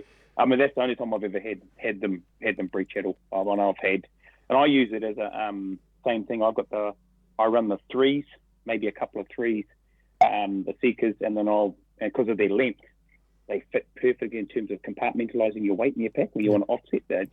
Just awesome. Awesome. You have the luxury of different shapes and sizes and stuff like that, but that long length there falls, onto one side of the pack, so it offsets the pack, the rifle weight as well. So, but yeah, I wouldn't leave home without them, mate. That's the only way I carry water. Full stop these days. Yeah. But I also use when I travel a lot for work. I'll take my 2 8s and I'll fill them up with water. I fill them up with water to pack train with. So they'll slide in the back of my 30, on the back of my modulus, and that's what I'll use to pack train with. And that 2 8s and a 3. Yeah. You're not going to exactly carry 20 kgs of extra weight on the aeroplane just so you can pack train. So. No, that's right. And I like to, in particularly the red deer hunting we do in Queensland, it's during the hotter part of the year. Not the hottest, but hotter part of the year, so your hydration is always an issue for you. So I like the 1 litre stash containers, because you can put some hydration, electrolyte powder, that sort of thing in there. Put the lid back on, shake it up, and then you've got that to drink as well. I've learnt not to. I ruined a bladder by putting the hydration powder in that. So I've learnt not to do that. Just run plain water in the bladder, but the bottles. Those nozzles love to get gummed up, mate, and get all gammy and horrible, and The fittings as well, that they're just the next level above. I know that's sounding like I'm leg humping a little bit, but I've had other ones where where the hose has been pulled off, Yeah. and these fittings that just doesn't seem like that's going to be possible. I think you'd have to be extremely unlucky for it to happen anyway. Yeah. I think they were the originators of the click-in type hose systems. That's now used by just about all the brands, and in fact, I think Hydrapak make about another 6 to 8 brands of bladder for other people. So yeah, right. Yeah, they make Ospreys and Salomon, I think Evox, and one of the snowboard yacht, all right through the markets. It's, so a lot of our parts will fit other people's bladders. Yeah, and coming back to what you're saying about the filters too, I think you're very lucky there in terms of your water source and so forth. Yeah. In Australia, a lot of the when you're in the lower country in the Victorian Alpine, a lot of times you're actually below civilization. So there's ski villages and towns and so forth. So the snow melt, you always run that risk. So I've never been sick, but I have always filtered my water or sterilised it in one way or another when backpacking. I got Giardia once after a trip to the Northern Territory, buffalo hunting. Came back from that, and Giardia happens days after. It takes about 10 days to actually build up in your body. So or even longer apparently. I was sick when I got back, and I didn't link it to being Giardia, from the water. Yeah. But then when I got tested, and it was relatively simple to cure, but obviously horribly uncomfortable during the process. So from then I've always sterilised or filtered water, depending on where it's coming from. There is a new plug-in water filter for the bladders too. So where you plug your hose in, you just click the filter in first, and then you click your hose into the filter. So it's an inline filter? Yeah, inline, yeah. Oh, yeah. Is that the PNP inline filter? Yeah, that's right. The one. Yeah, 1,500 litres or so water. So if you used it every weekend, probably last you 5 years or something. Yeah. So regardless of the cost anyway, value for money in terms of not getting sick again, I'd be happy to spend whatever it cost on it. I did have an issue on the last trip using another brand of inline filter. We had to melt some ice on the first day to get water. We didn't have a water source nearby, and I didn't melt it all completely, so there was still a little bit of ice in it. And when I put it into the filter, I would say the ice clogged it up. So we then, thankfully, I had a second filter, because it's one of those things that I always carry a contingency for. So we had another filter that we had to rely on then to use. But that filter actually didn't clear until I got home. I had to get home and actually force some warm water back through it. Warm water through it. And got it to clear then, and it works fine now. But that was just a big lesson for me about using frozen water. So I see you've also got insulated hoses there as well. Yeah, 2 different ones actually. Yeah. Yeah, one is more for summer, so your water's not so tepid. Yep.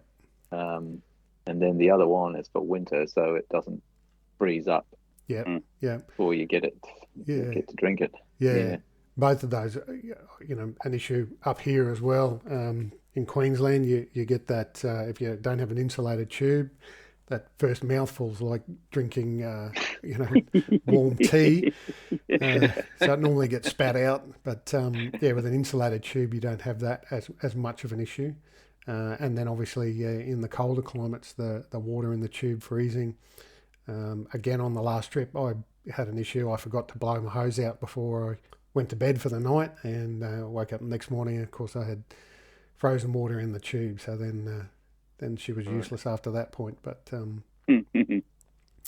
lesson learned. Just those things you've got to get back in the habit of remembering to do.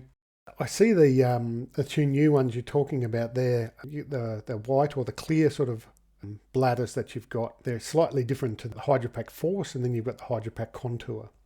Contour, yeah. Contour is a new one. What are the differences between those two? Why would I want one of those over the other? With that darker coloured bladder, there's actually slightly thicker, more robust material. So if you're a bit, if you're a bit tough on gear, go with that way. It's got the insulated hose, comes as standard with it. Well, so you're sort of ready to go. If you're into more running, the new Contour has 2 baffles in it now, which the old Shapeshift, the one it replaces, only had the one, and those are permanent in place baffles. Yep. But like the other models, you can still slide off the top of the bladder and reach inside. There's a loop down the bottom to hook your finger through, and you can pull the whole bladder inside out. Okay. Same as the Shapeshifts and all of them. So all of them can go in the top rack of a dishwasher for cleaning. Right. Once you've taken the hose out, obviously, you unclick the hose, turn it inside out, throw it in your dishwasher. Much better than the old wives' tales of putting it in your freezer to freeze the bugs to sleep, for them only to wake up next time you use them. You do want to clean them. Yeah. The other thing, actually, they do make the thing called Bottle Bright, which is been an excellent product. If somebody's forgotten about a bladder and it's looking horribly manky and dark patches all through it, then just put it in a bowl inside out along with the hose. Take the ends off the hose and throw this tablet in the bowl. Watch it effervesce and leave it there, and just cleans it. It's also really good for all sorts of other things too. The stainless steel coffee mugs that people use in whatever brand, Yeti or whatever, and they forgot about their coffee and they come back and there's a horrible tide mark of brown coffee stain around it. You just fill that coffee mug back up and throw the tablet in, and it magically makes the old coffee stain disappear completely. Yeah, it's also rated for babies' bottles. It's a great product. It's safe as. Yep. Okay. Which one are those bladders, Thane? Which one are you using? I've pretty much got all of them. But my main ones are, obviously, I run I'll run 2, depending on how long I'm going in for. It'll be the 3 litre Seekers. It'll be the ones, and then I've just upgraded to get the filter on one of them, just in case I got to go down and retrieve water on a recovery or something like that. But generally, those will do me for an overnighter or 2-day mission, as long as I can get down and resup with some water. But if we're on the bigger missions, I'll take the 3 in with water in, but I'll take the 8 empty to resup the 8 and leave the 8 at camp. Yeah, and then I have sort of utilised the smaller bottles, but I tend to carry these days a collapsible cup and a couple of sachets of Unsmart that we use as well, just for rehydration and just powering up to get out of the block back to the car, that sort of stuff. So I've sort of got it down packed to what works for me. I generally don't have a bladder in the back of my pack and hydrate all the time. I've sort of trained myself to train and walk dry. I try and optimize my water when I get to the blind, that I can then have a few sips of water rather than sort of overhydrate myself going in. And then obviously I'm always hoping that if we can shoot a deer, then I'll go down and get a good drink of water down the bottom of the creek. So, but yeah, pretty much the 3 litre.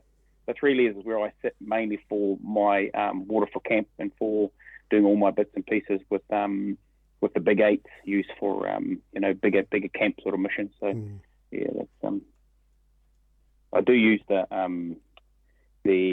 bladder with the hose for pack training in summer, just to keep myself hydrated, because it just get too bloody hot to train, and you need something up there. And I mean those valves too are bloody bang on. The little bite valves, they're just far superior to the ones that I used to have.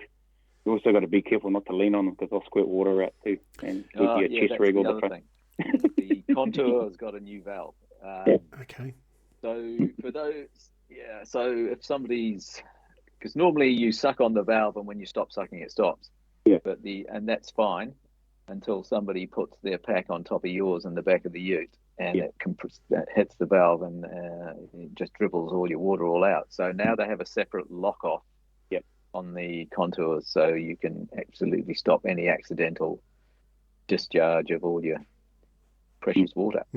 Yeah, I have had one leak on me before, not the Hydrapak, but another brand, because I run the tube out over my left side and sort of put it down and tuck it into my hip belt. So it was leaking all day and running down my pants, and my left leg and sock was wet by the end of the day, and virtually ran out of water for the day as well. So that bladder system got thrown in the bin at the end of that trip. Yeah, the contour also differs from the previous model. The previous model, the exit hose came out of the center of the bladder, whereas now it comes out of the side. Yep. Which means if you're left or right-handed, you can have a straighter line of the hose coming out of your pack. Yep. So it's it gives you in practice it gives you a slightly longer hose if you want. So and also it also includes the magnetic catch now, which for the tube. So magnetic catch goes on your sternum strap of your pack and ties the tube to it. Yep. And what's the point of the handle on it as well, Neil? Yeah, that's just so you slide the top off, grab you can hold the thing stably and just scoop it through a river or stream, and just fill up real ultra quickly, really. Yep. Okay. Yep. They've actually improved the opening too. So. Yep. Yeah. You've used that Hydrapak cleaning kit before, Thane? Yeah, I've used that. Yeah, that's bloody good. It's a good one. Bloody good stuff. Yeah, real good stuff. Yeah.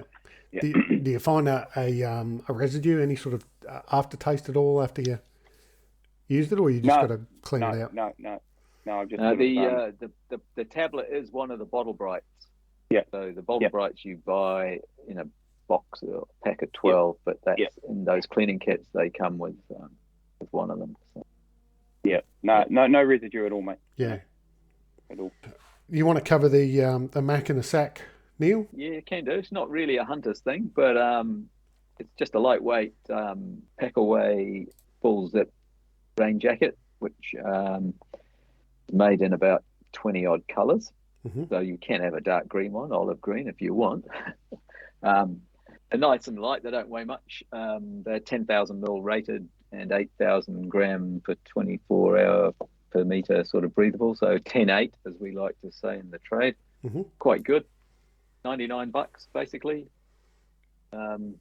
Great for the person who's going traveling overseas and wants something lightweight, or also a lot of tourists end up buying it in Australia and New Zealand because they've left behind something, and like $100 is what they've got in mind as far as what they want to spend, but they want something that's still effective.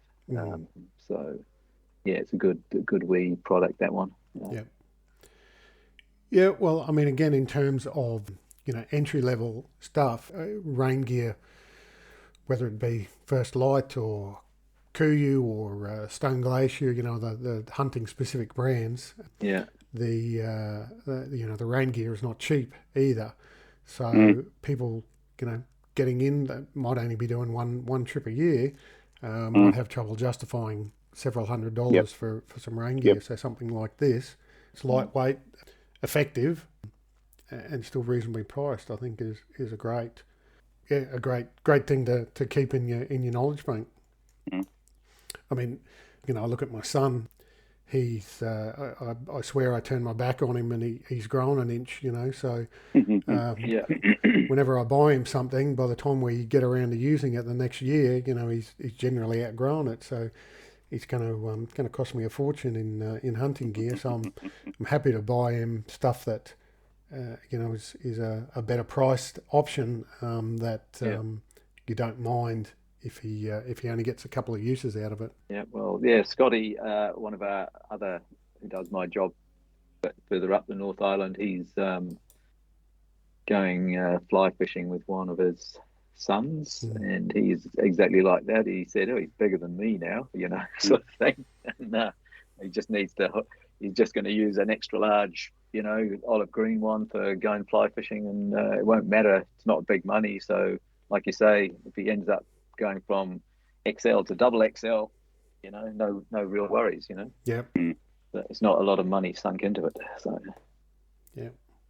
And possibly it's still got a second life with some other owner. Yeah, that's right. Yeah, you can give it away to someone with kids, who are a bit younger, so you know that they're going to rebirth it. Yep. Any other big news that you want to disclose? Something else that's coming out that's not on the website yet, or?